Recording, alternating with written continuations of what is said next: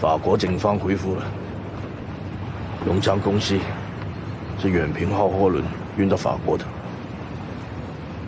这里有永昌公司的资料和那艘远平号的发货单，还有公司法人刘浩宇的资料。有没有查到永昌公司的流动资金有没有问题？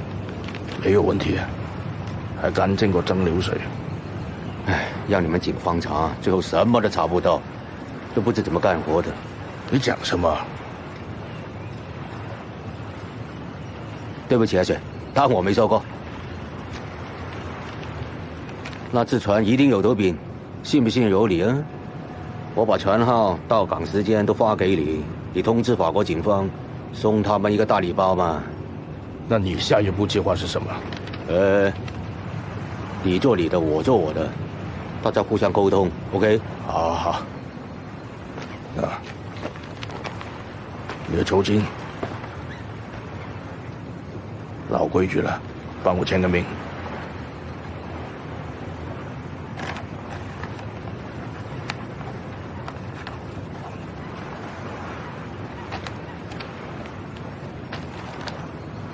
谢谢了，合作10年了，合作愉快。只要你不踩过界，希望我们再合作10年。Thank you， sir。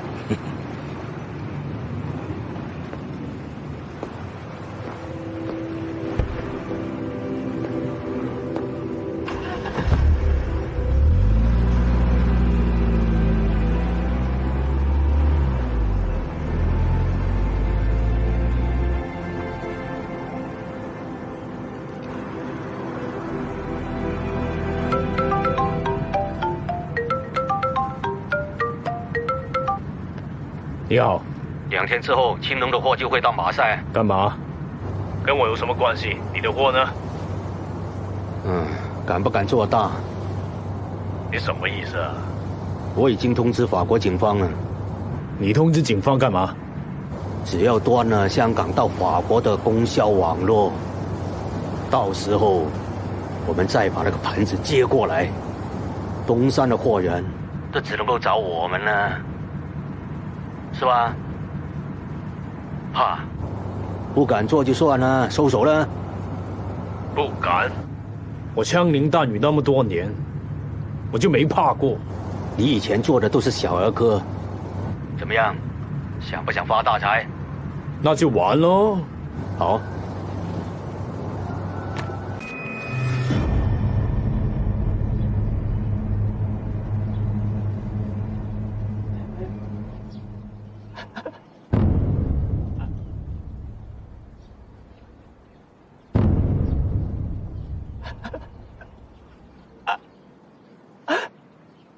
国有国法，族有族规。我们今天开宗堂，我们三房的林胜文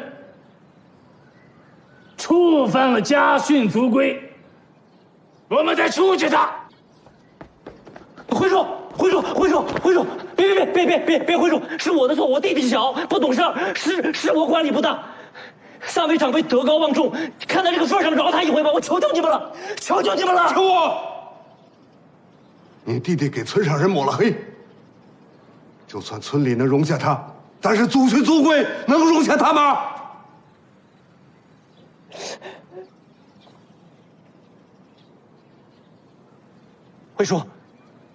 辉叔，您说2句，您帮忙，辉叔。是我。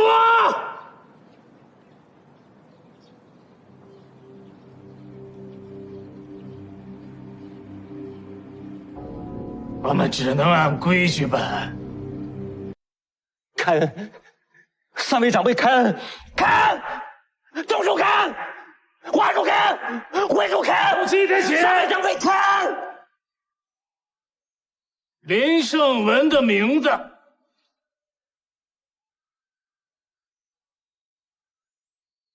从族谱中抹去。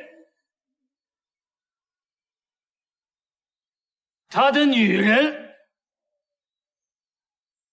从林家开办的工厂开除，孩子不不能上林家开办的学校、幼儿园。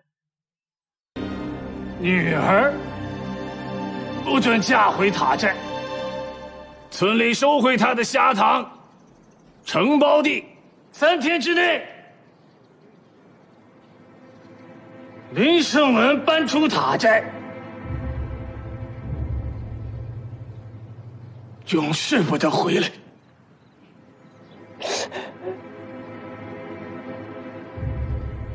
你这是断了他的活路啊！他活不了了，辉叔。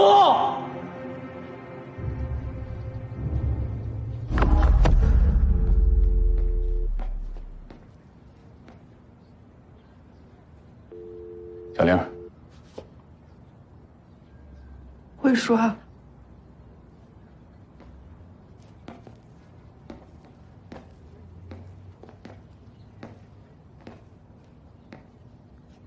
给谁打电话呢？陈科，我最好的朋友。陈科的男朋友姓宋，是一名缉毒警，被另一名缉毒警叫李飞的开枪打死。胜文被他们害死了，害得胜武回不了家，离他们远点。你现在最重要的就是自己和肚子里的孩子。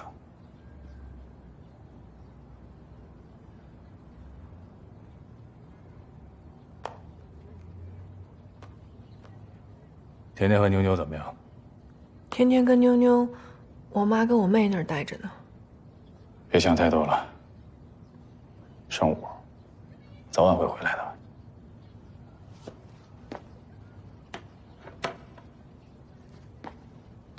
辉叔，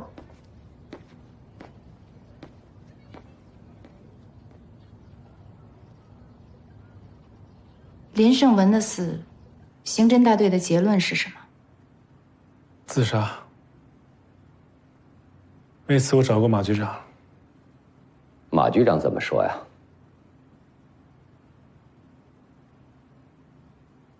马局长对刑侦大队的结果也有意见，但是找不到任何证据去证明林胜文是他杀，所以只能认定自杀这个结果。所以，一切也都只是你的推测，没有证据。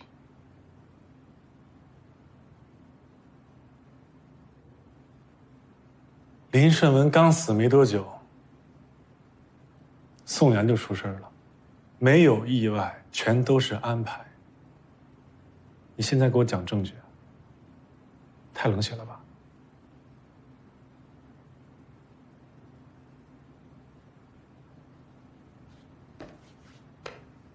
哎，你这样的情绪没有任何的意义呀。那是没有意义。事实。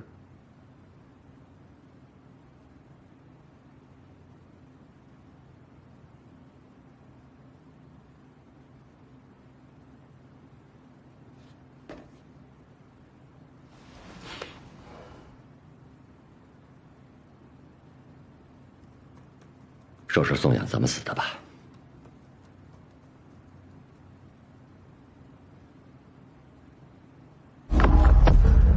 在5月13日这天早上，宋阳接到一封信。啊哦，谢谢。信封里是包兴寄来的几张裸照，跟他要10万块钱。什么裸照？包兴和陈科在一起的裸照。照片你见过吗？没见过。宋阳说他撕了。包兴是谁？是大学同学。那个时候，他追过我，我没有答应。毕业之后还纠缠过一阵儿，然后就没有联系了。那张照片你看了吗？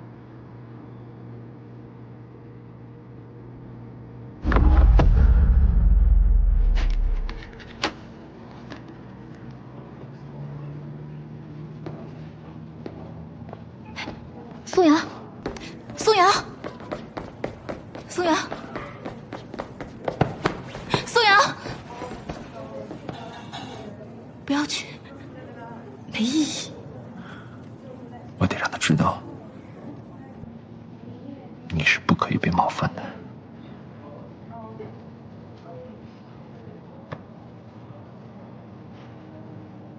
哥哥，我爱你。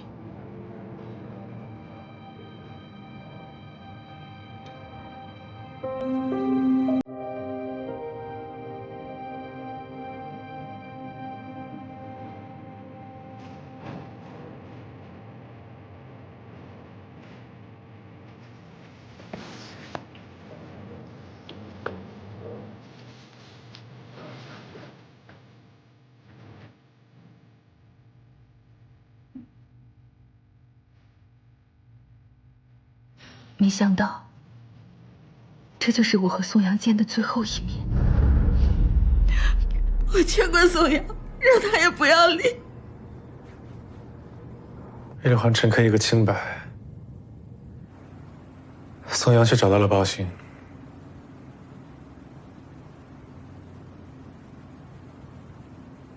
他给我打电话的时候，我就意识到这应该是一个圈套。等我到达养鸡场的时候，发现宋阳的车里是空的。于是我进入养鸡场，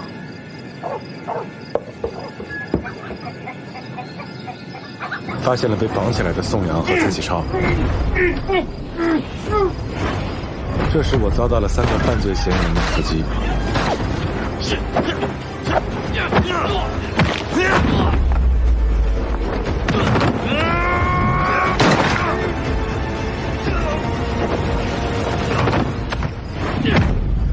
我被蔡杰打晕，枪声惊醒了我。我目睹了蔡杰杀害蔡启超和宋阳。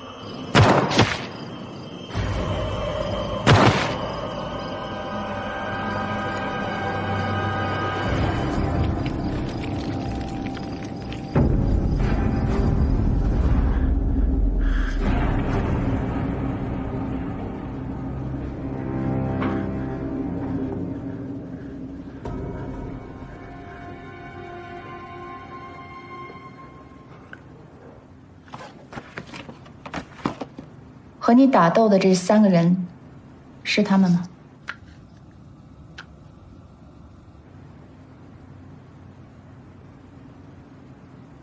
是。我认识蔡杰，扫毒的时候我亲自抓过他，剩下2个不认识。昨天你说，宋阳给你打电话的时候，你就意识到那是一个圈套。为什么还要一个人去？他跟我说过最后一句话，就是队里有南井村出来的。南井村出来的人，具体指的是谁？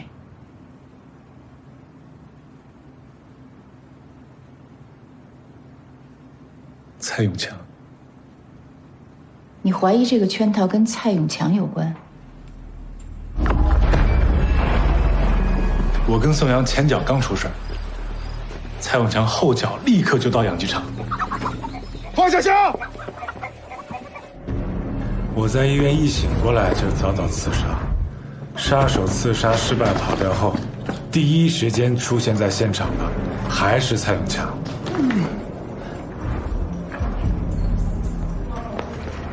李飞，不要动！蔡永强，你怀疑我？啊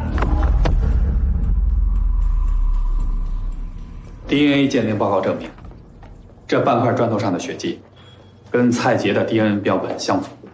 根据尸检报告，蔡杰的额头上遭受过锐器打击，并且留下了3角形的凹陷性粉碎性骨折。我们在窗口内也找到了砖屑，这就可以证实蔡杰被枪击前确实遭受到过砖块的打击。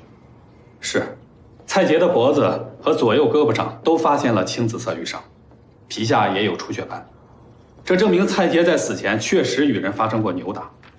同样，我们在李飞的胳膊上也发现了类似的淤伤和皮下出血，这一切都与李飞的表述相吻合。还有，我们在蔡杰和其中一名死者的手套上发现了消化纤维素的残留，而在宋阳和另外一名死者身上却没有发现。这证明除了李飞之外，蔡杰和其中一名死者使用过枪支，蔡杰还戴有白手套。如果是在养鸡场工作的话，那没必要戴白手套吧？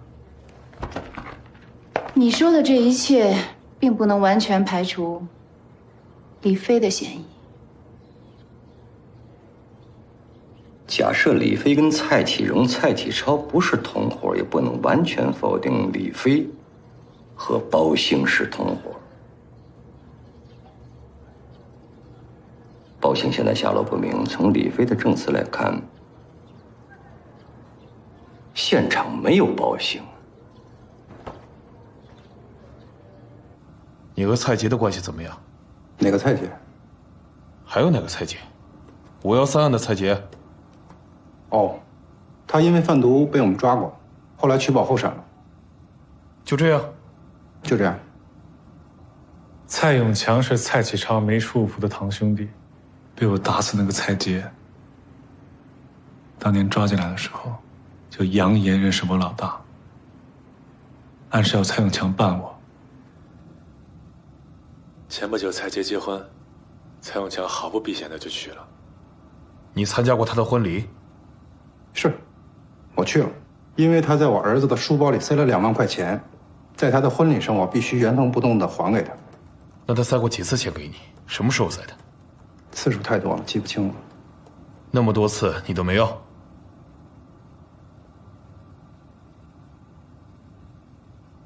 你能证明我要了吗？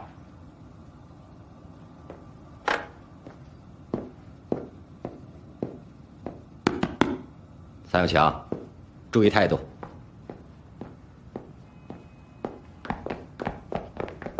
那你和蔡启荣、蔡启超兄弟是亲戚吗？东山就这么大，往上3辈谁跟谁都是亲戚，不能因为亲戚里出了个毒贩，就株连九族吧。李飞，你说的这些都是你和宋阳对蔡永强的怀疑和猜测，并不能证明蔡永强和蔡杰有事实勾结。我想问一句，养鸡场发现毒品了吗？发现了，40公斤冰毒。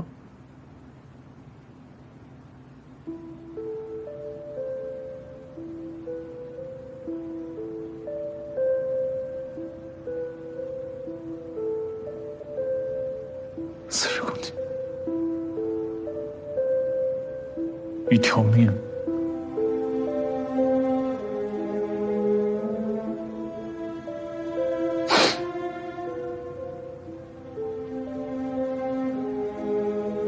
李飞，你要为今天你所有说的话负责的，你知道吗？我说的都是实话。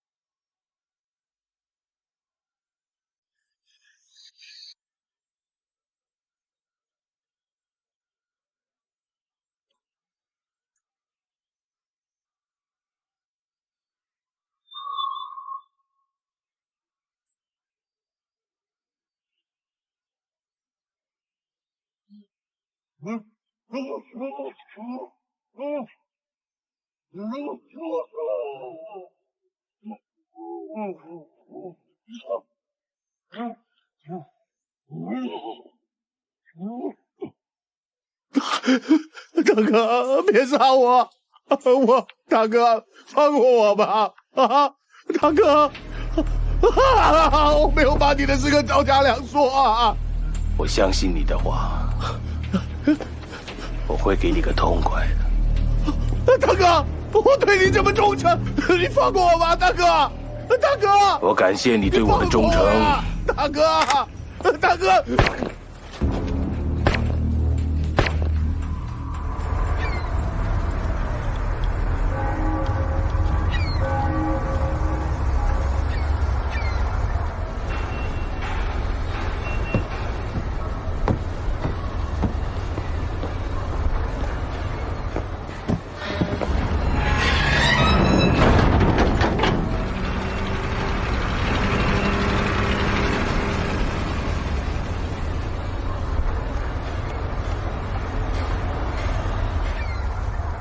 老板，货已经顺利收到，非常安全。你放心，今天晚上这批货流入市场，我会让整个欧洲都知道 ，Made in China 就是品质的保证。怎么样？我的饥饿疗法还有用吧？当然有用了，断货半个月，利润增加了10%，你说能不好用吗？下一回等交易完了之后，你过来一趟，我带你好好享受享受。OK。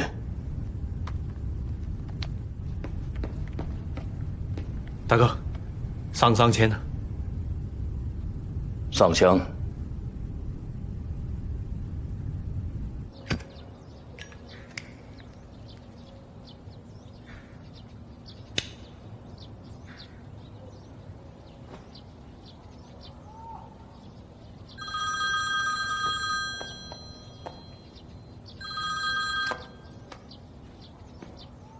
朱老板，东山又送货来了，昨天到的。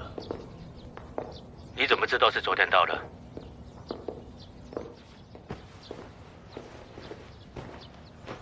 他们断货快半个月了，之前还找不到货，今天开始你要多少都能给。你确定是东山的货吗？错不了，我刚刚试过，纯度和品质一如既往的好。你确定？放心了，我的鼻子比尿液检测还准。喂，你那边进行的怎么样？快几个月了，一点消息都没有。我早就准备好了，就等着接你的货。我就惨了，那天刚跟供货方结束，警察就来了，船黄了。有消息再通知你了。赵老板，你现在玩我？没有货，你跟我叫一个屁啊！朱老板，我已经了解清楚，知道法国市场的供货方是谁了。我想取代他。你不想独占法国的市场吗？混蛋！你想好了再说了。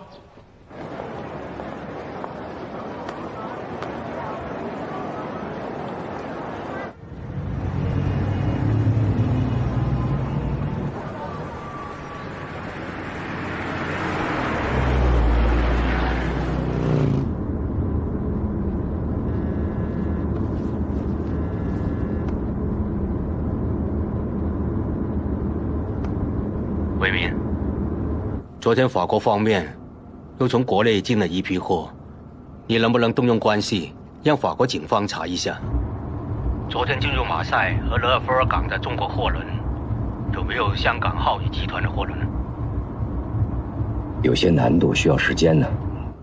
那你帮我查一下，大约在28到30天之前，从深圳港、汕头港、中山港还有湛江港4大港口前往法国的马赛和勒弗尔的国内货轮号，有没有香港浩宇集团的货轮？30天前，没错，4月15号到19号之间，越快越好。好吧，我抓紧办。李飞怎么样？他很安全。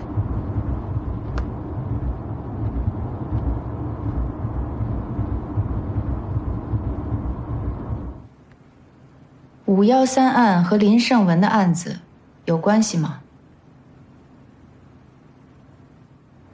有。说具体。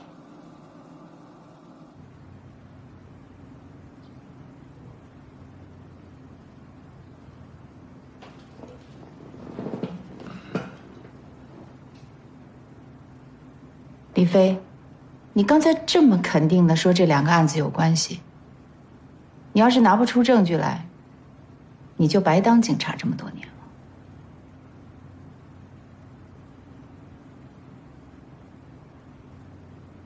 都说完了，真没有了。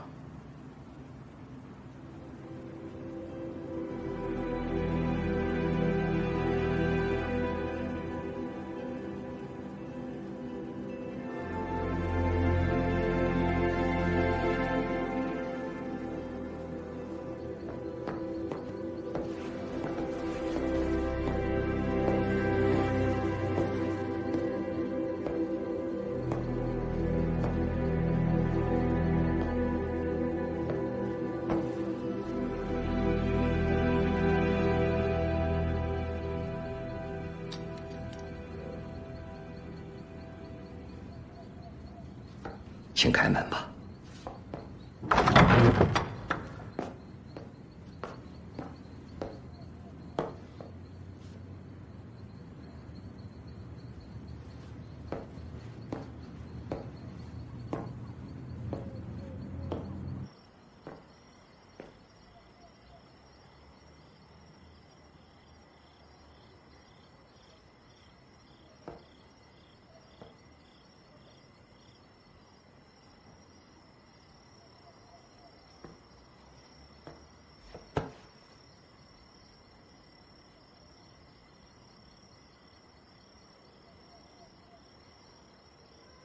聊聊啊。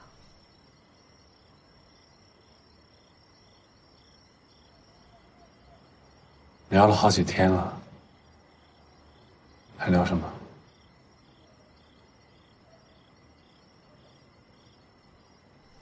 你还有什么事情没有告诉我？没有了。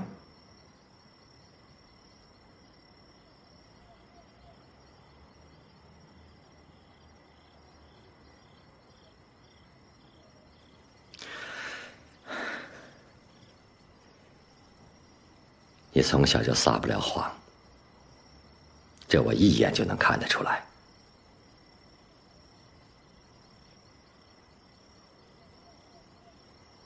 保险找到了，快了。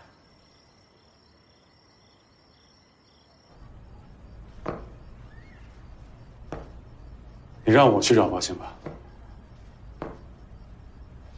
你觉得这样可能吗？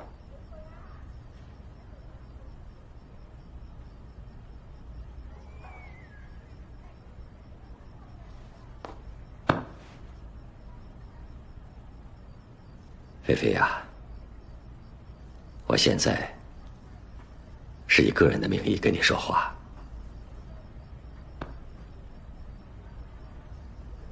宋阳的死不是你的错。我现在告诉你的是，自责没有用。宋阳死在我面前，你把我当嫌疑人关在这儿，现在告诉我自责没用，你凭什么？你说凭什么？你说凭什么？就凭我吃的盐比你多，上过的战场比你多，见过的鲜血比你多，你的妈妈也是我的战友，就凭这个？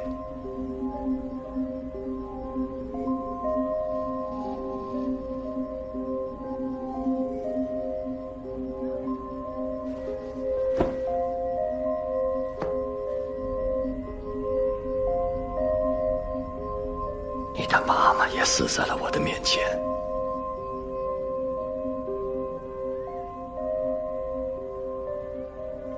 在找到包兴、洗清我的嫌疑之前，我说什么你们也不会相信。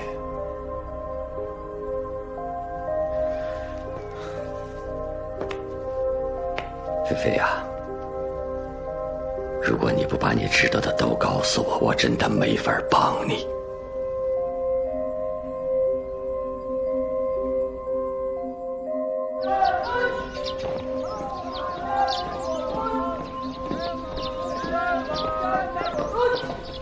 李局，我们决定换一个切入点，看看能不能从李飞和蔡永强的关系上找到一个突破口。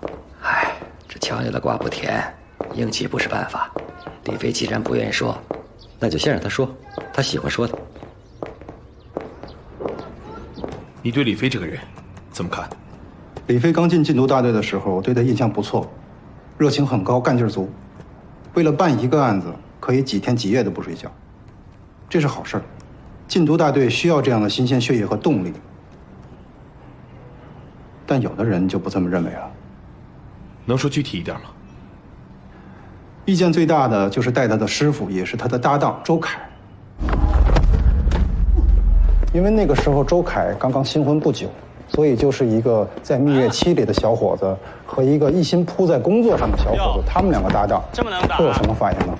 飞扬组合，两人就能把塔摘闯。不过周凯是个好的缉毒警，年纪轻轻很有见地，关键的时刻也敢往上冲，是个靠得住的人。这么说，是李飞的问题大一点了。这要看从哪个角度讲。处理不好，优点也会变成缺点。把脾气拿出来是本能，把脾气压下去是本事。我说的是同事之间的交往。你的意思是，李飞处理人际关系不大好，有缺陷。你跟马云波局长的关系是生死之交。是。马云波这个副局长本来应该是蔡永强的。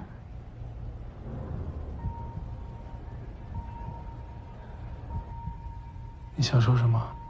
听说你和蔡永强的矛盾由来已久。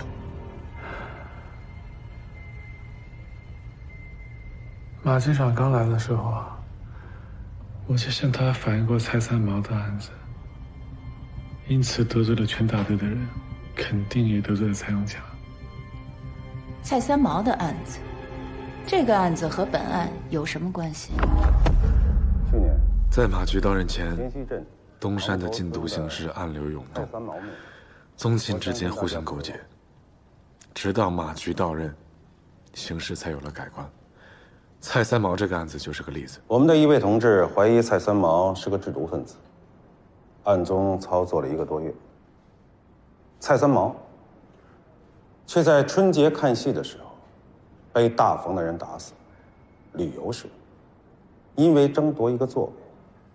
这事儿你跟马局说的，从事禁毒工作这么多年，绝对都知道。听到的最你们在门口说话的时候，周凯听见了。明明是杀人灭口，却说成是为了争夺一个座位发生了口角，从而造成了死亡。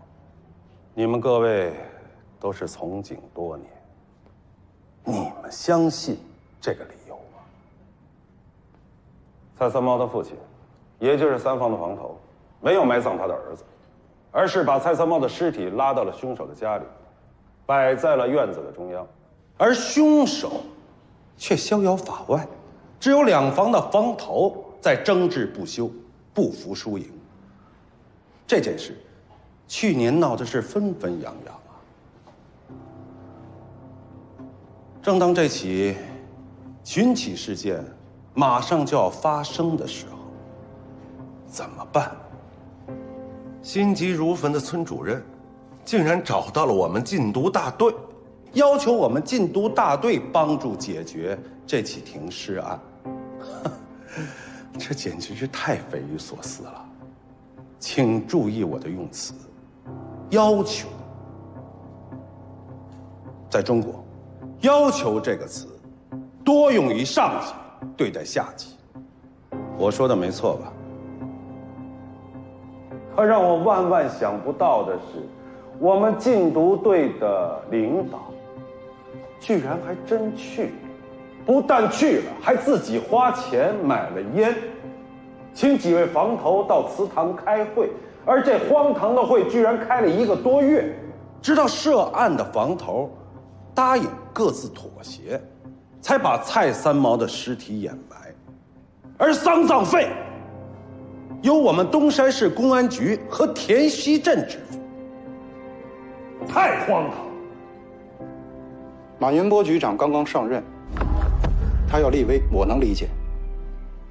还有另外一种说法，就是他来东山是要当局长的，结果屈居副职。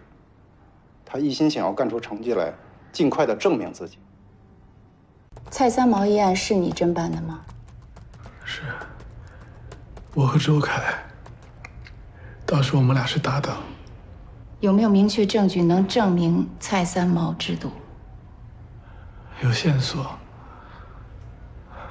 还有一些间接的证据。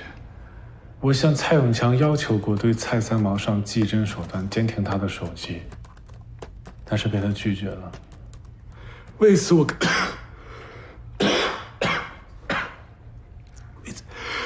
跟他发生过争执，但是后来还是把蔡三毛给抓了。但是没过2天，蔡永强就又把他给放了。所以你心里有情绪？是个正常人都会有情绪。我请问各位，公安局是做什么的？公安局不是民政局，更不是慈善机构，它是国家机器的重要组成部分。它的任务是预防和打击犯罪。马局，我能解释一下吗？讲。杀害蔡三毛的凶手在去年6月就被缉拿归案了。据他供述，塘头村的大房和三房的矛盾与积怨由来已久，因为宅基地的问题，这2房在2年内发生过大大小小的械斗，共13次。为了给三房一点颜色看，大房的人就诬陷给三房房头的儿子蔡三毛，说他制毒。我听明白了，你的意思是宗族矛盾，我理解没错吧？蔡永强，你可以拍着胸脯告诉我，蔡三毛就是死于一起偶然的激情犯罪吗？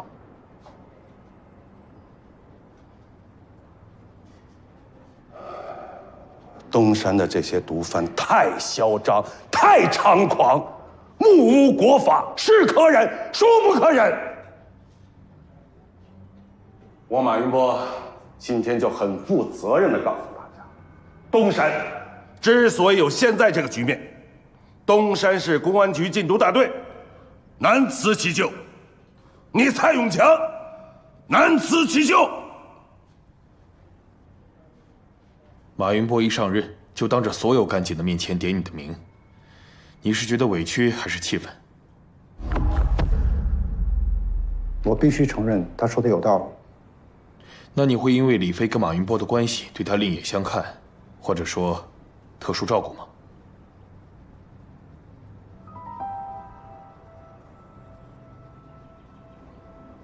我可以不回答这个问题吗？那关于蔡三毛的案子，你还有什么解释？当时我们做了1个多月的工作，把一场随时可能发生械斗的事件平息下来了。最后凶手缉拿归案，罪名是过失杀人，判刑3年，缓刑2年。这是你在禁毒大队的本职工作吗？在基层，有时候稳定是压倒一切的。基层公安局更多的工作是解决矛盾，能解决矛盾就是水平，这也是许多东山老百姓评价干部能力的标准。不管他怎么狡辩，他、周凯、陈自立就是蔡三毛的保护伞。你说的理由我能理解，但是有点勉强。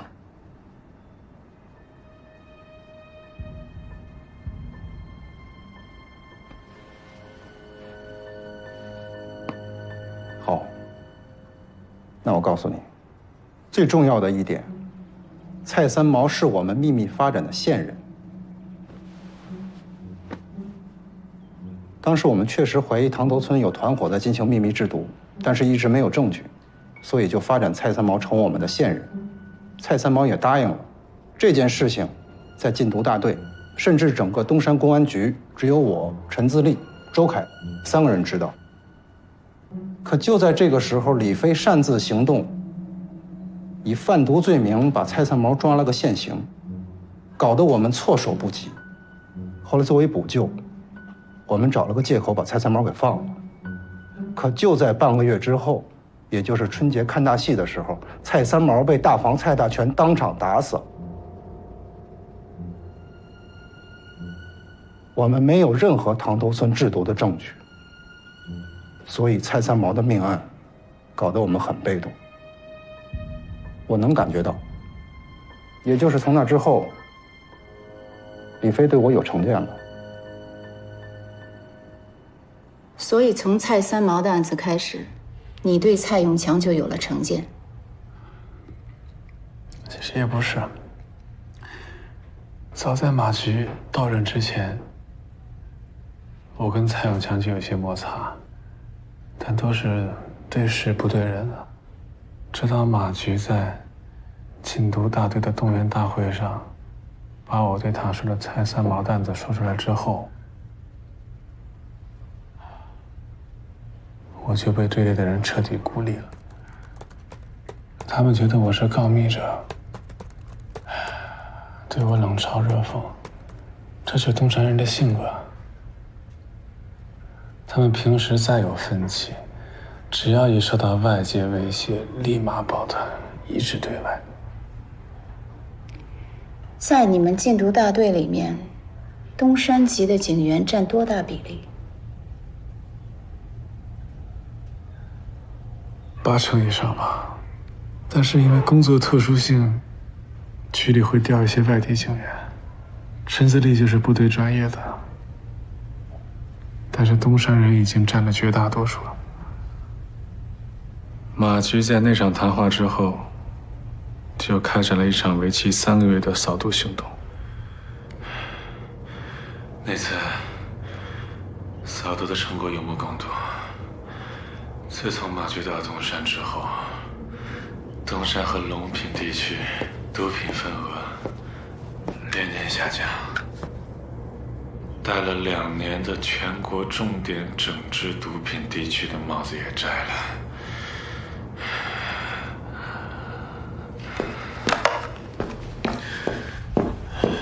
李飞，李飞，没事吧？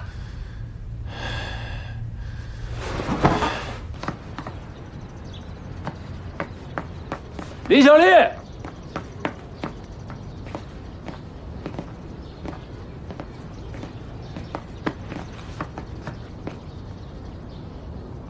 怎么回事？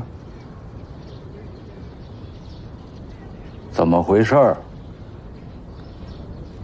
打架，没打赢。等你长大了，长成什么样？想成您这样的。坐下。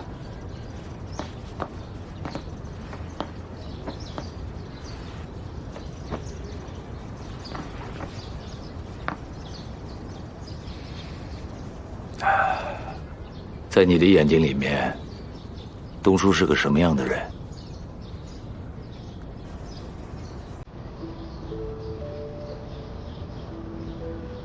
你想做什么就做什么，所有人都尊敬你，怕你。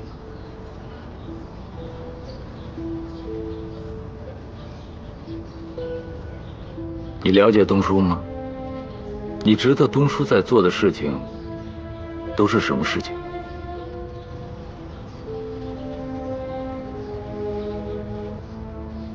别的我不管，反正只要能成为您，我做什么都行。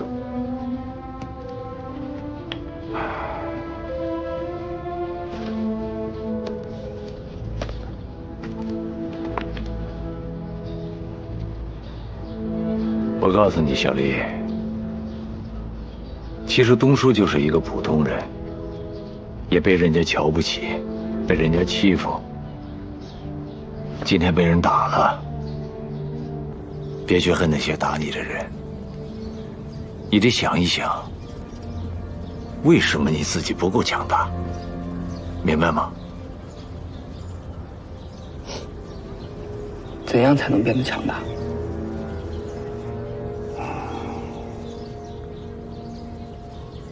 先跟东叔做事情。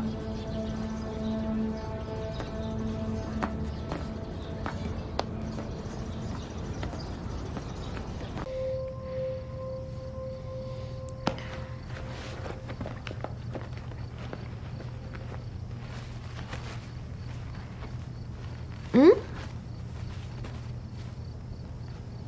这谁的电话？这是包兴长期买毒品的那个毒贩电话。啊？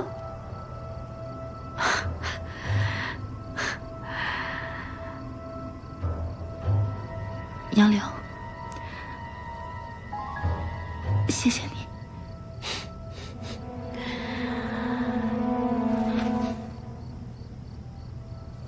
你干嘛呀？自己去？你要不把我带上，你能被他们玩死，你信吗？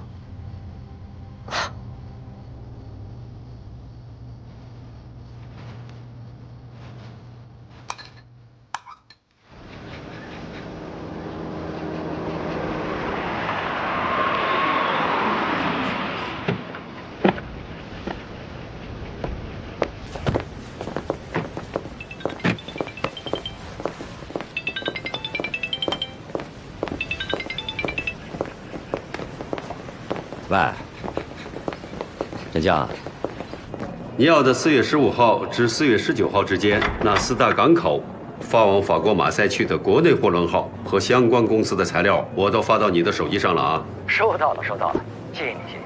你那儿情况怎么样啊？正在询问当中，有什么新情况，我会第一时间向你通报。好，再见。好，再见。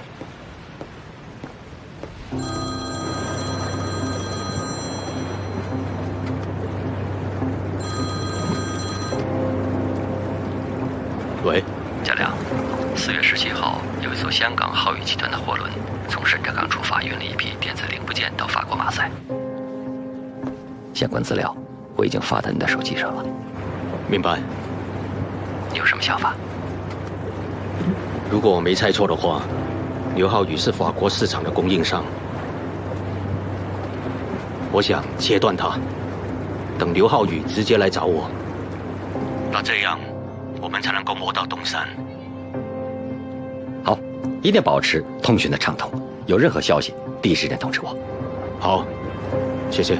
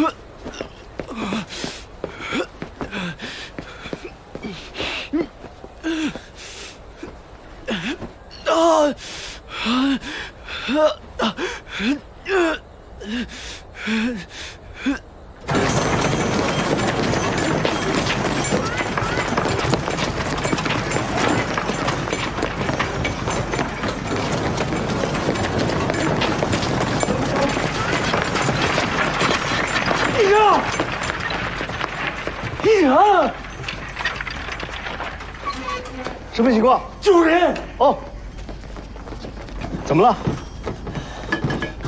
好多血！哎呦，哎，把伤口捂好啊！你快，小心小心，台阶，小心台阶。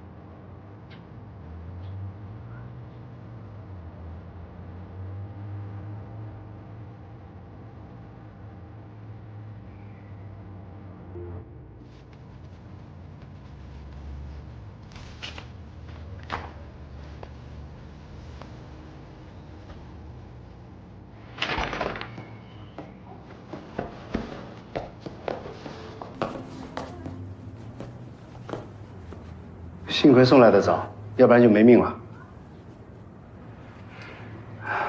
谢谢，谢谢你。还要补交2700块。医生，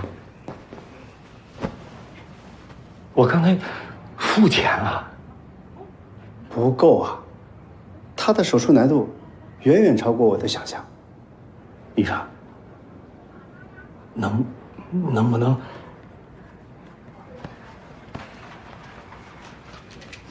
我身上只有这些钱，剩下的钱我分期还给你，行不行？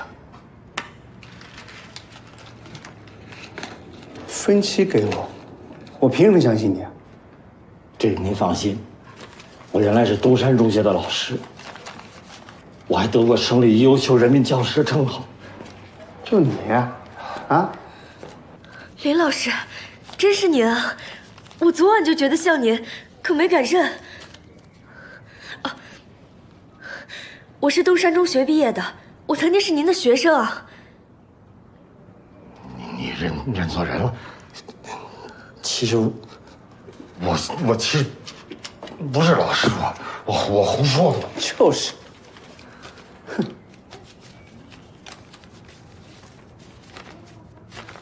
陈医生，你能跟我出来一下吗？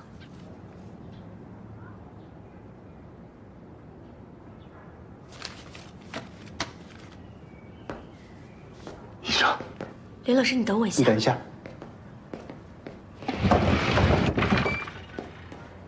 你能帮一下我老师吗？真是老师？真是我老师，你扣我工资也可以。怎么会这样？帮一下他吧。行吧。谢谢你，陈医生。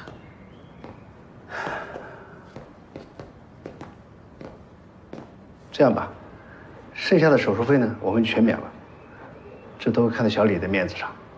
他呢，你尽快弄走，警察会来查的。谢谢你，我马上带他走。处理一下。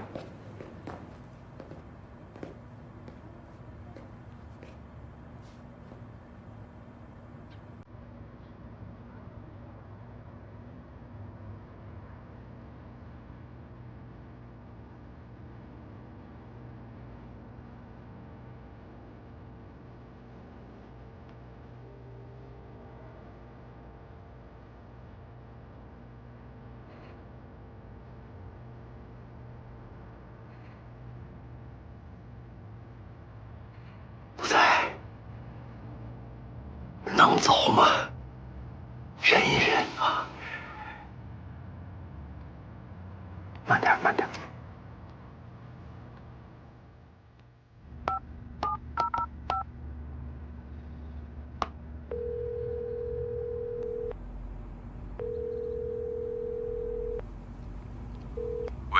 喂，是香仔哥吗？我是，你哪位？哦，我是小东北的朋友，你的电话就是他给我的。你有什么事儿？啊，我是包鑫的女朋友，我有急事儿找他。小东北说包鑫经常从你那儿拿货，让我问问你。哎，对了，他还欠我钱呢，要是到手的话，咱俩一人一半啊。喂，喂，香仔哥，你叫什么名字？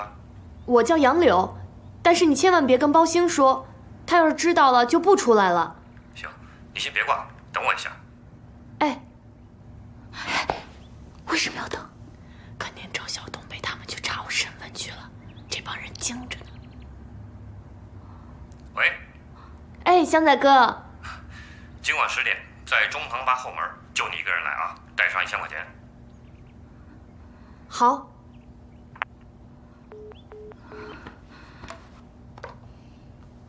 哎，你干什么呢？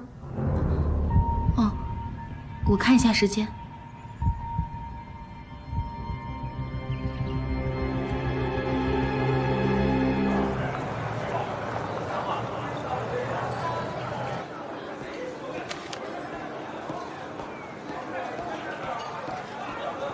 这个包兴是谁呀？没见过。可有人说前天在这儿见过他，你再仔细看看。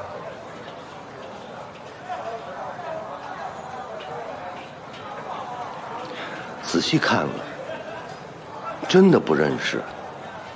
警官，你说我这儿是一酒楼，人进进出出的这么多，就算他来过，我也不认识啊。哎，是不是你们的人搞错了？那你多留意一下，如果有什么消息，马上与我们联系。一定一定。哎，警官，这小子犯什么事儿了？不该问的少问。警官，这都到饭点了，哎，在这将就一会儿吧。不了。山哥，警察怎么来了？没事，找人。山哥跟条子关系铁着呢，哦，是吧，山哥？随便点啊，把纸。哎，谢谢山哥。哎呀，随便点啊。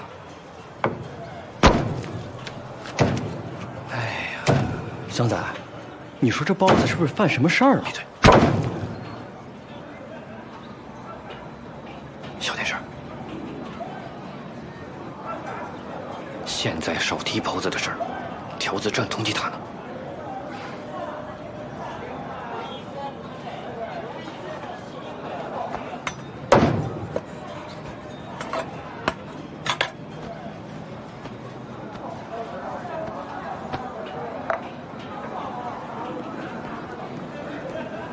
来，你们俩跟我进里头去。什么事啊，山哥？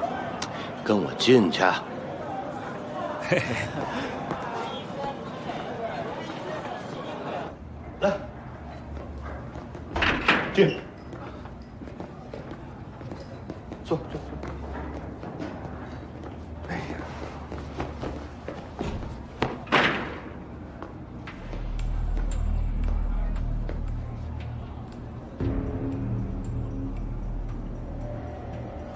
祥仔，你们说那个包子是谁啊？你朋友？包兴吧？哟，山哥你也认识他呀？跟哥说实话，你们是不是很熟？也谈不上熟，认识而已。他现在到底在哪儿？不知道啊。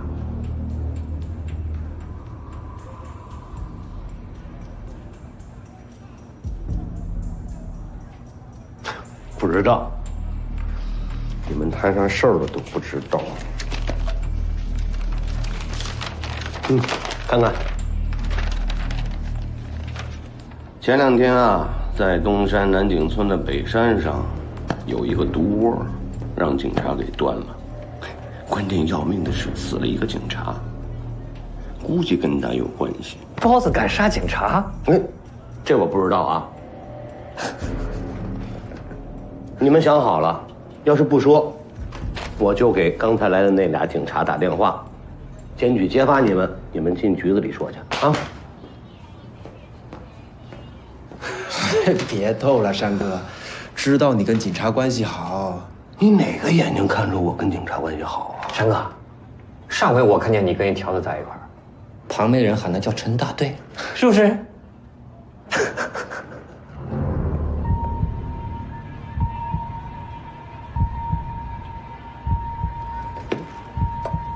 你还讹大队呢你？不错。不说是吧？行，我现在就给警察打电话啊！别，上，有话咱好好说。那行啊，说吧，他在哪儿？今天是513专案组和联合调查组第一次开会啊，我希望大家畅所欲言，各抒己见。云波啊，你先把林胜文的案子介绍一下。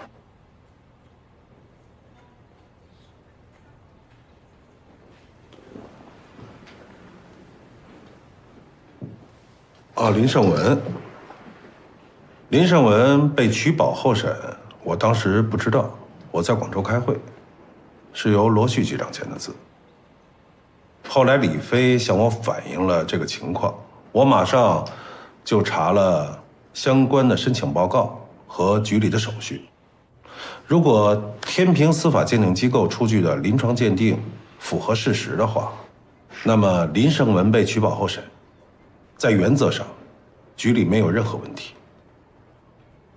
李飞说林胜文并不是自杀，而是他杀。法医的鉴定报告上也说林胜文的尸体上有伤痕。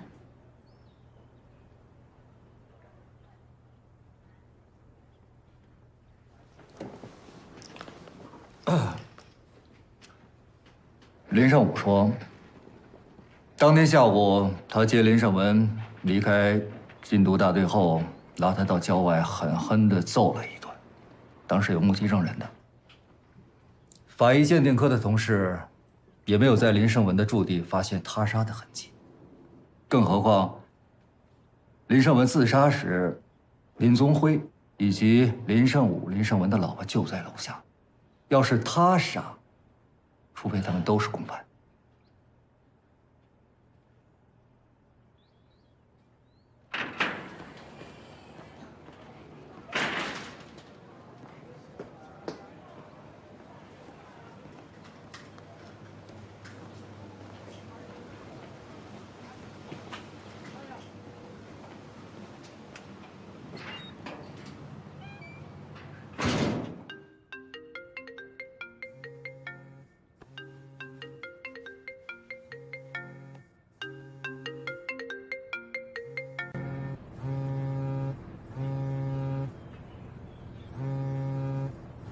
我去接个电话。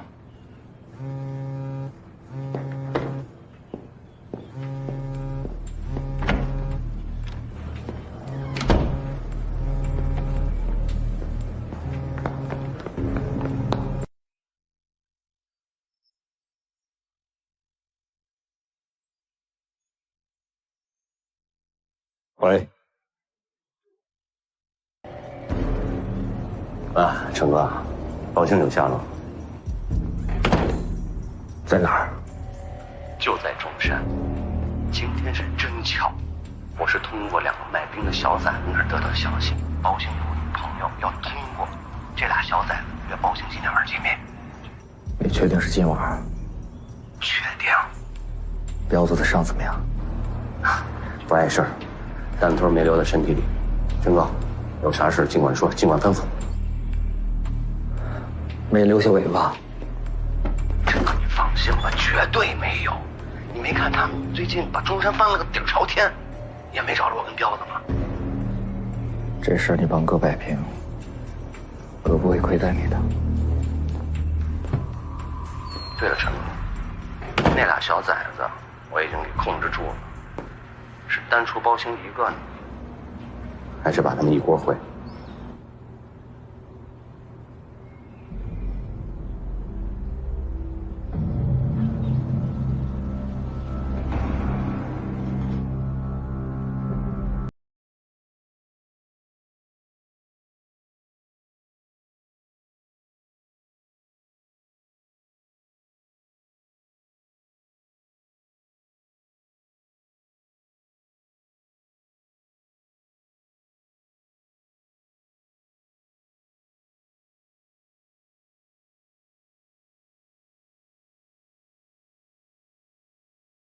我再给你打电话。记住，把照片。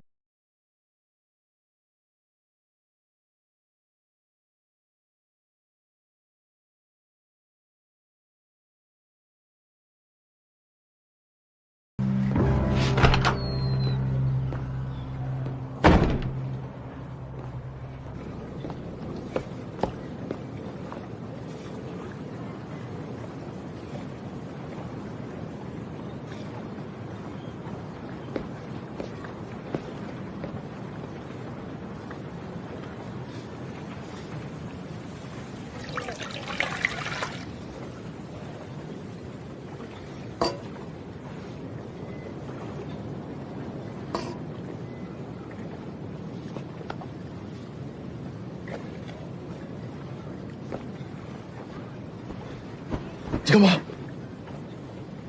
我给你盖一下。拿开你的脏手，别碰我！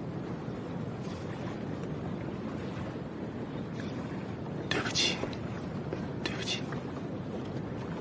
我给你熬了点粥，吃点。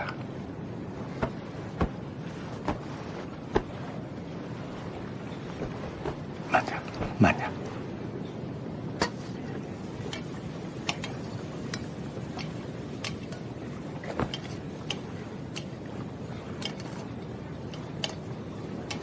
孩子，你慢点吃。别碰我！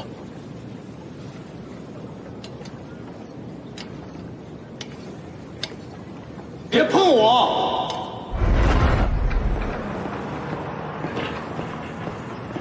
整个人都精神多了。来，让爸爸看看。别碰我！仔仔，爸爸向你们学校校长求情了，允许你回去继续上学。还法呀，回去吧。另外，戒毒所的王所长说你在里面表现特别好。仔仔，你终于把它戒了。哎，仔仔，来了，仔仔，上车。好，仔仔，你不能跟他们学，别碰我。上车。走。仔仔，仔仔，仔仔。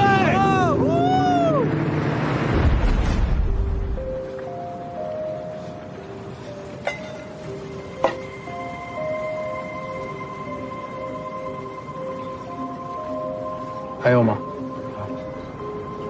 啊，有。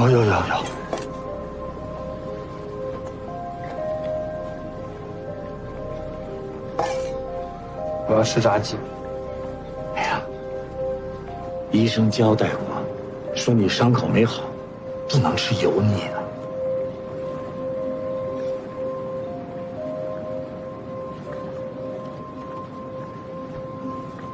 王荣，你刚才有点不懂事儿啊！什么电话那么重要？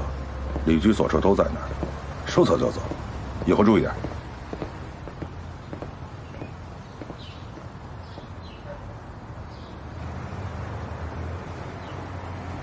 陈队，开会都说什么了？说专案组和调查组要畅所欲言。畅所欲言？他们会跟我们畅所欲言吗？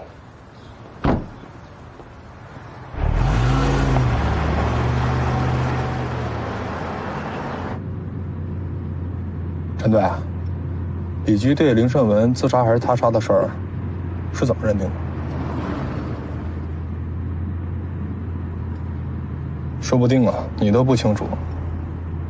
会开到一半，你上厕所，他们说什么，你能知道？你看见我上厕所了？啊？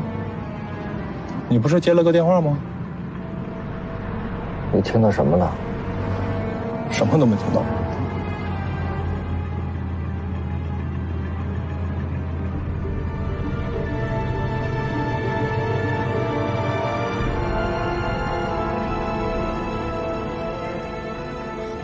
你为什么要救我？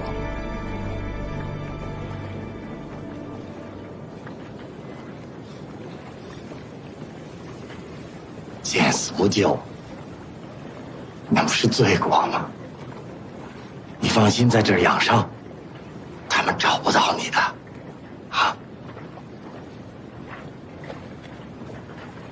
他们为什么要向你下毒手啊？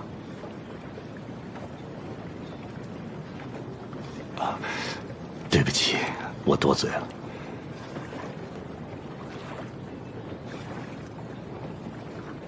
你以前是个老师啊？以前是。你儿子是西死的？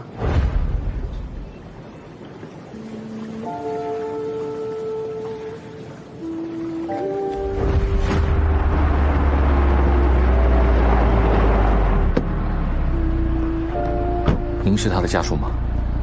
我是他爸爸。注射毒品过多，没能抢救成功，请节哀。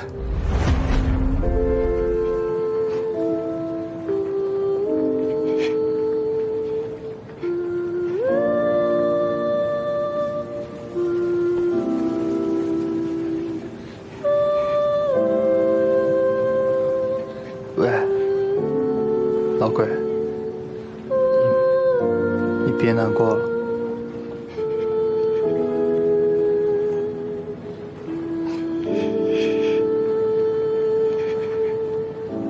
老鬼，你以前都教什么呀？我教语文，我是东山中学的语文老师。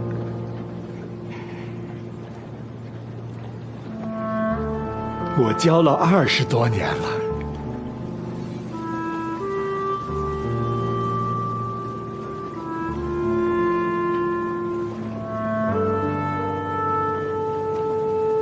我家是书香门第呀，我太祖公还是位进士。我们塔寨那个林氏祠堂那4个字就是他写的。你是塔寨的啊？你去过塔寨？没去过，听说过。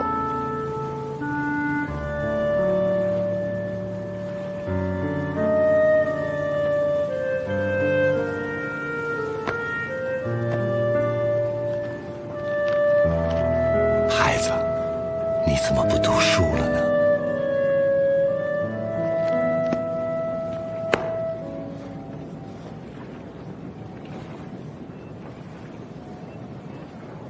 我爸生病了，欠了一屁股债，我哪还读得起书啊？再说，读了也没什么用，不也是落得你这个下场吗？不，孩子，等你伤好了以后，我给你介绍一份工作，介绍一份正经的、能让人看得起的工作。你当我没做过？我15岁就出来打工，做了有10几份工作，没一个挣钱的。后来染上了毒品，没办法，只能以贩养吸。阿妹，他是谁？是我认识的一个朋友。朋友？刚才你们说的话我都听到了。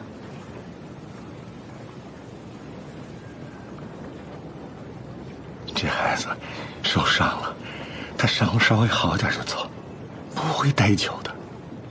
你跟他走吧，我不想让我的儿子每天看到你这样一个舅舅，我受够了，马上给我离开。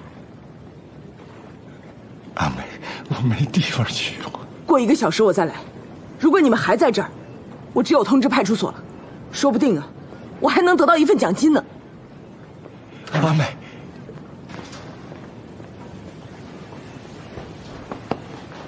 不在，你干什么呀？走啊！你伤成这样，你能去哪里呀？那总比他把警察喊过来好。这样，我跟你一起走。你不用这样。你必须在我身边啊！我妹妹说的对，我不能让我外甥每天看我这副样子，对他成长影响不好。自从染上毒品以后，总是到处被人赶的，我也习惯了。我走。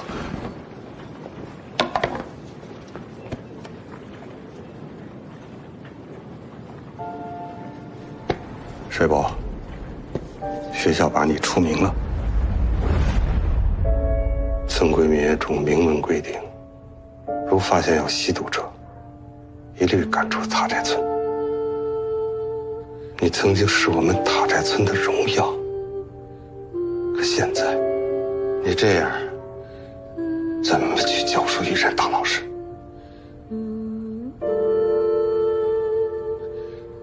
当初我是为了帮儿子戒毒才尝了尝，当时我真不信，戒掉这东西就那么难吗？今天，东山市禁毒委的张主任特地把我叫去，专门谈了你的问题，特别强调要严肃处理。你收拾收拾，离开塔寨吧。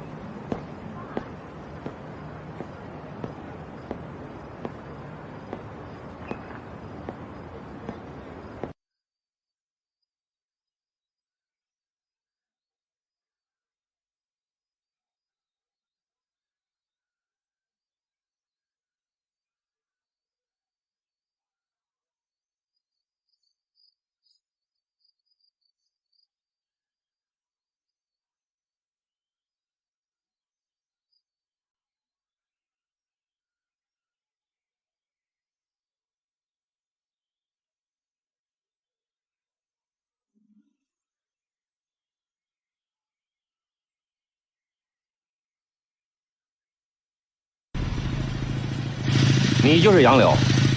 是我，我是杨柳。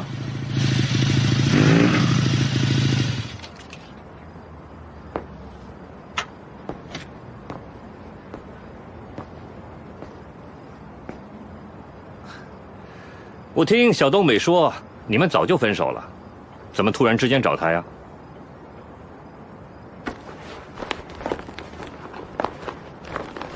这是你要的1000块钱。我找他有私事。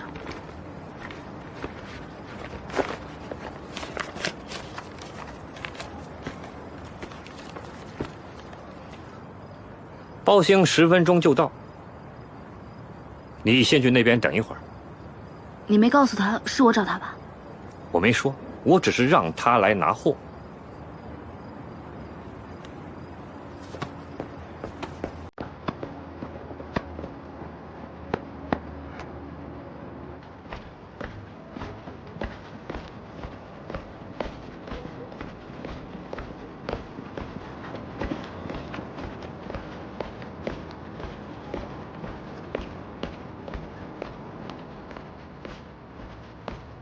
怎么还没来呀？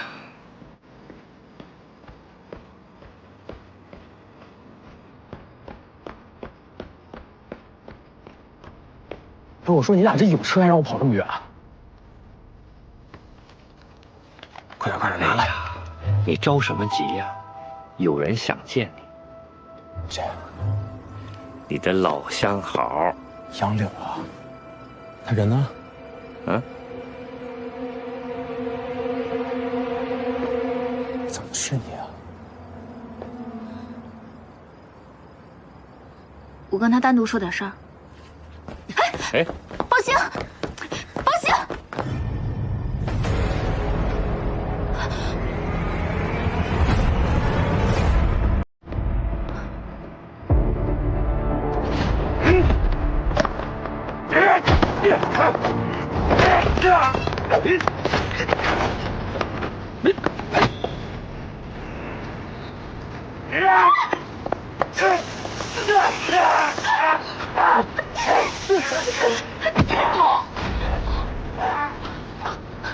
宝清，你伤怎么样？让我看一看。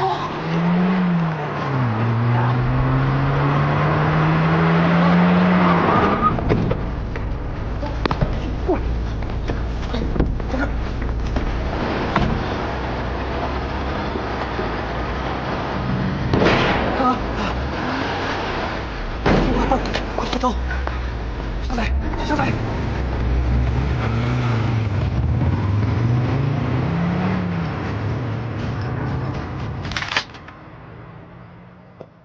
说他们什么人？这个我真的不知道啊。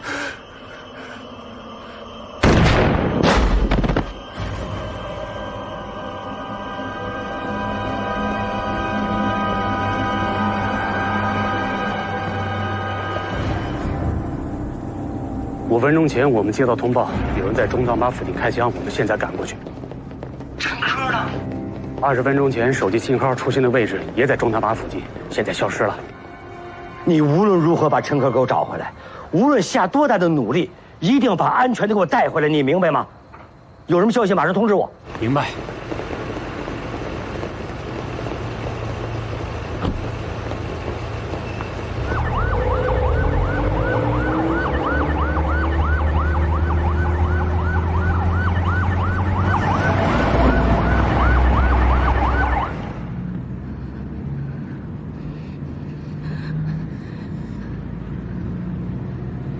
开枪的是什么人？我不知道，我就是去找香台去拿货。你们两个怎么在一块？信达商贸公司借你姐夫的那500万借条在哪儿？借条？什么借条？什么借条？借条，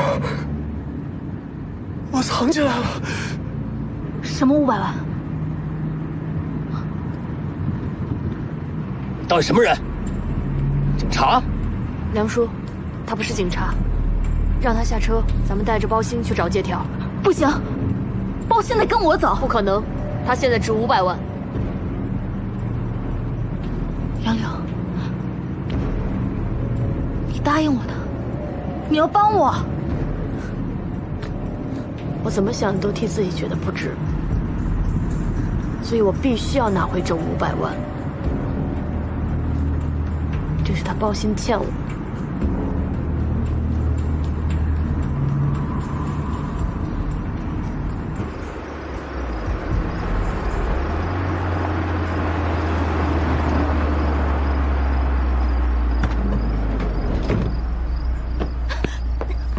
陈哥，对不起了。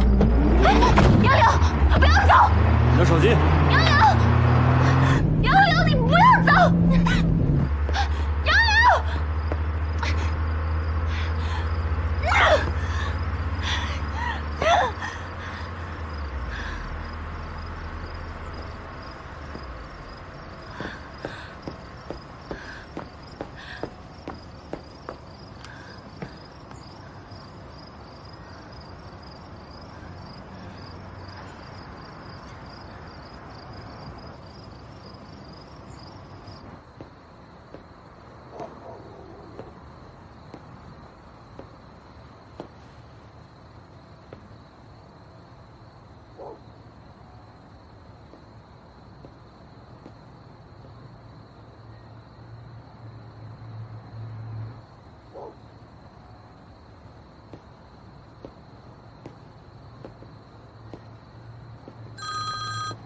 秋成，李局，陈哥已经找到了，人怎么样？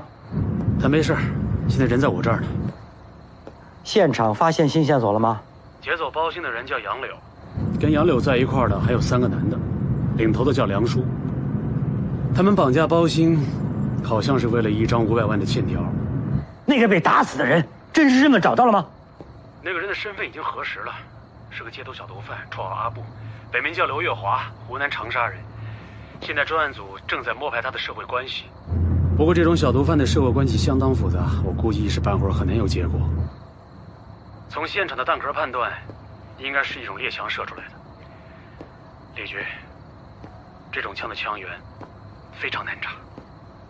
杨柳的，从他的社会关系查呀，仔细查。陈根说，杨柳现在在做皮肉生意，接触的人范围很广，所以不要跟我提客观困难。哪次破案是这么容易的？报信这回必须拿下，不能任何闪失，我要活口。是。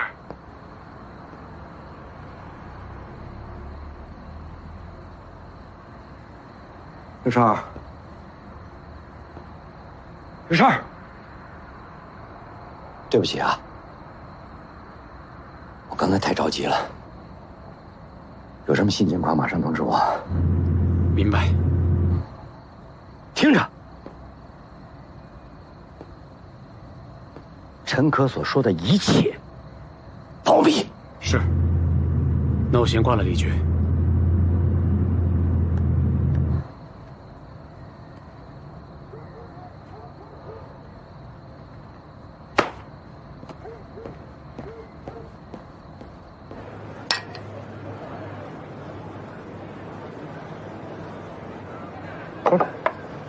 怎么，你也被调查组叫去谈话了？这都哪儿跟哪儿了？这话传到你耳朵里怎么这么难听呢？你那叫被找去谈话，我是作为专案组成员被叫去开会，那能一样吗？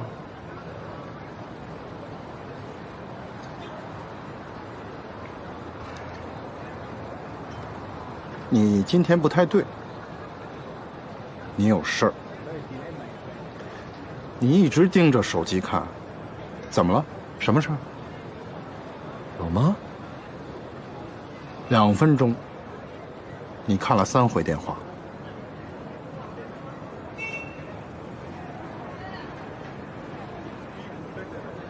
果然是老刑侦，够细。最近太忙了，忙得我老婆都怀疑我有外遇了。我是怕他查岗，你说万一我漏接一个电话，还得解释，烦不烦？你是不是真有外遇了？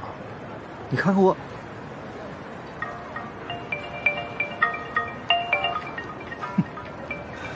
上个洗手间。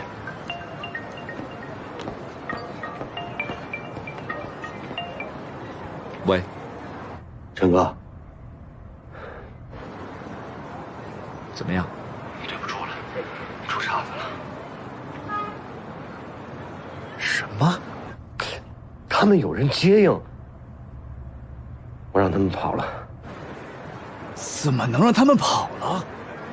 谁接应的？绝对不会是警察。陈哥，你放心，这个窟窿，我拿命都给堵上。我要你的命有个屁用！我要的是报信的命。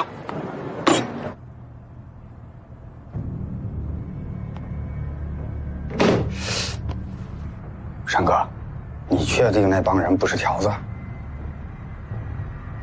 这能是条子干的？啊！那再往下，我们恐怕就得大开杀戒了。他们那么多人，山哥，还有没有别的办法？没有办法，游戏已经开始了，要么玩，要么被玩。玩啊！那我们下步怎么玩？找到那辆车，我记得车牌号码。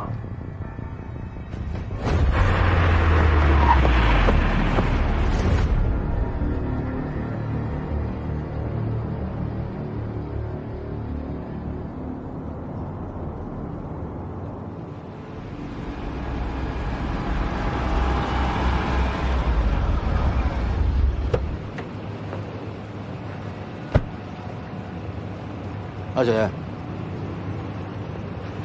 法国警方回复了，龙江公司是远平号货轮运到法国的，这里有荣昌公司的资料和那艘远平号的发货单，还有公司法人刘浩宇的资料。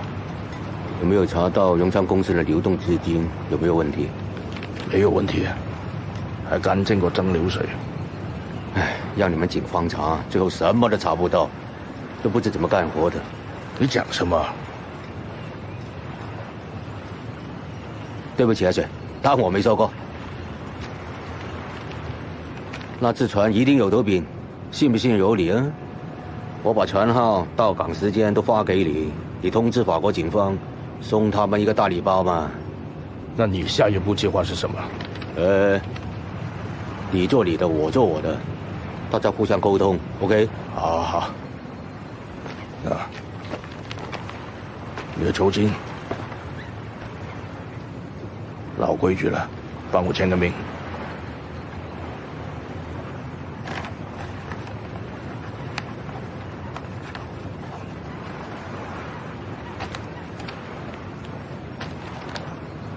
谢谢了，合作10年了，合作愉快。只要你不踩过界，希望我们再合作10年。Thank you, sir.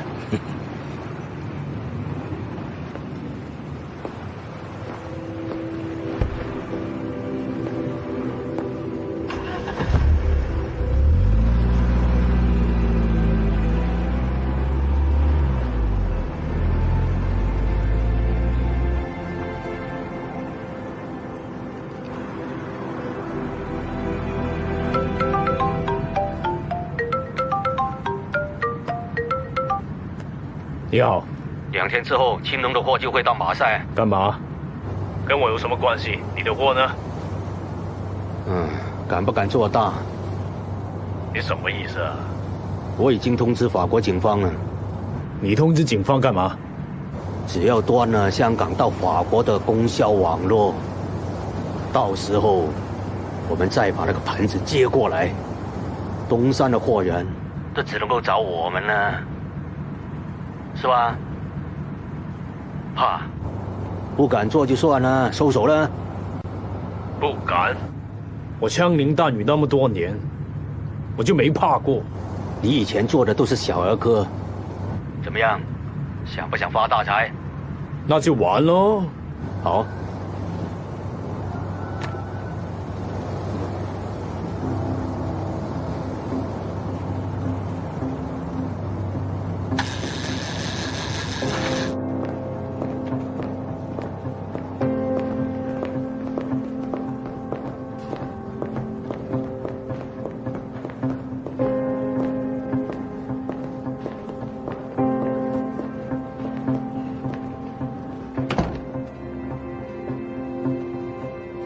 今天身体怎么样，李飞？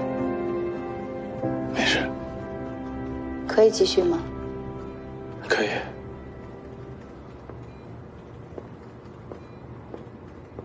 我认真的回顾了我们之前的谈话。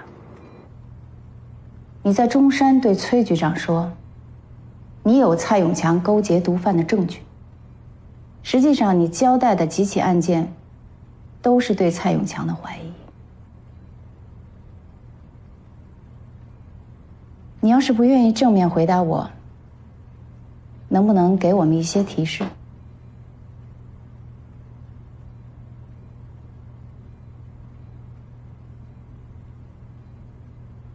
塔寨513案，是因为我和宋阳把矛头指向了塔寨村。塔寨是禁毒模范村。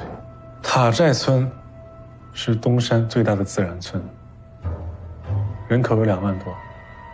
这么大一个村子，在林胜文出事前2年内，没有发生过一起制毒贩毒事件，这不符合常理。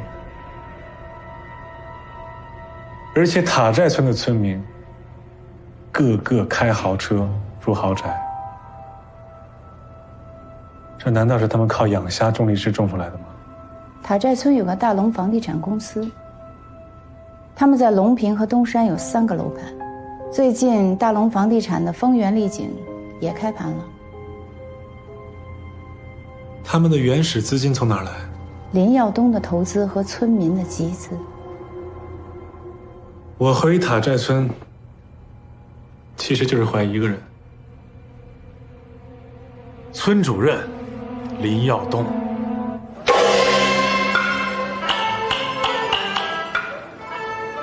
你怀疑塔寨村林主任包庇村民制毒，可是林胜文死之前是被赶出村子。如果不是有管理、有组织的包庇，塔寨不会拿模范村。说白了吧，我认为塔寨村很有可能存在一个秘密地下制毒团伙。你的怀疑有依据吗？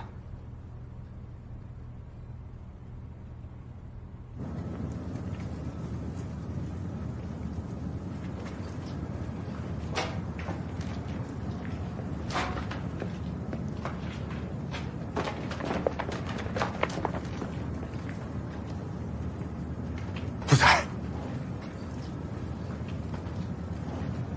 你想干什么？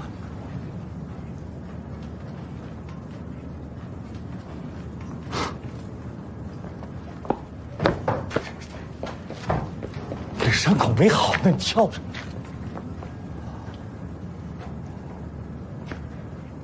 你以为我要跳楼啊？吓死我了你！好死不如赖活着，道理我懂。怎么样，货拿到了吗？我告诉你啊，吃汤就行了，少吸几口。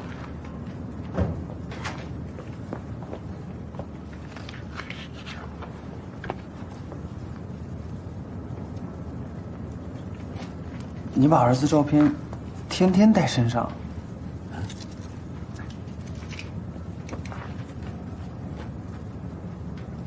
是，天天带身上。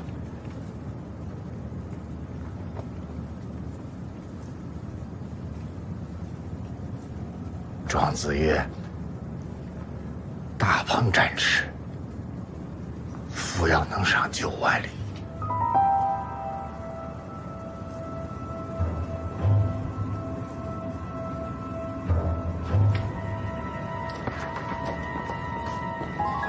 吴才，吴才，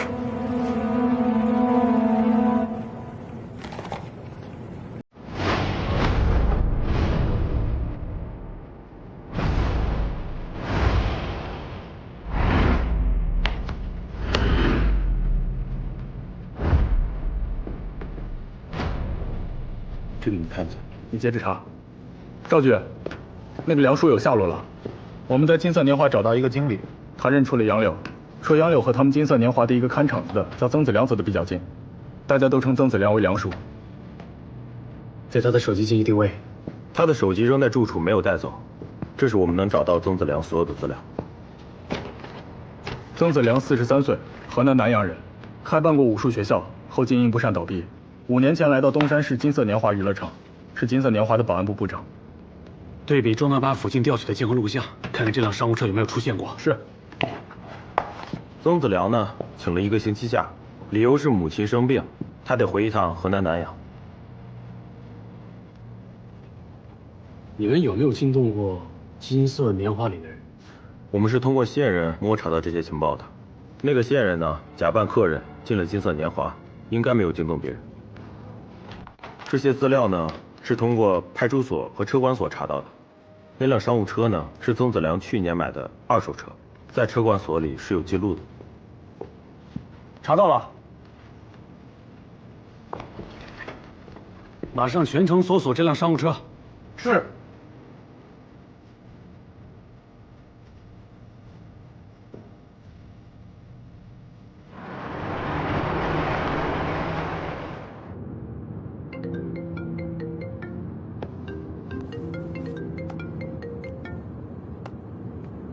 外哥，我已经知道他们藏身地点在哪儿了，在一个小院里。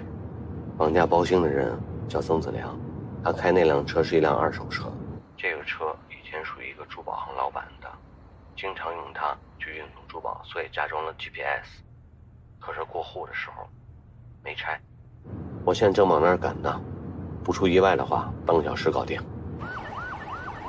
李局，找到包西的藏匿地点了，在中山的长安镇。现在我们正赶过去。